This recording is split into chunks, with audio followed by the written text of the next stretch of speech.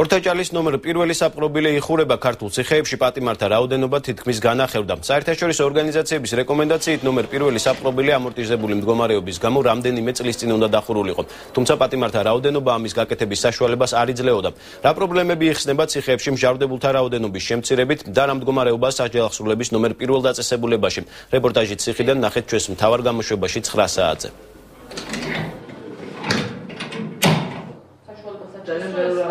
რაოდენობის შემცირება იძლევა საშუალებას პირველ რიგში ვიფიქროთ დახურვაზე იმ ძველი დაწესებულებების, რომლებიც საქართველოს პენიტენციურ სისტემაში ჯერ კიდევ არსებობს, ესენი გახლავთ ყველაზე უფრო მძიმე მდგომარეობაში, ეს არის პირველი საპყრობილე, ეს არის ყველაზე პირველი უახლოესი გეგმა, რაც არის უახლოესი დაგეგმილი ღონისძიება, რაც არის ალბათ ძალიან ახლო დღეებში. გადატვირთულობა ძალიან ბევრ სხვა პრობლემას ჰქონდა, იგივე ჯანდაცვა ძალიან ძნელია მიაწოდო, ესე ვთქვათ, კარგი ხარისხიანი ჯანდაცვა 24,000 პატიმარს და უფრო მარტივია, როდესაც გაქვს განახევრებული რიცხვი. შესაბამისად, ყველა ის პრობლემა, რომელიც იყო დაწესებულებებში, უფრო მარტივად მოგვარებადია.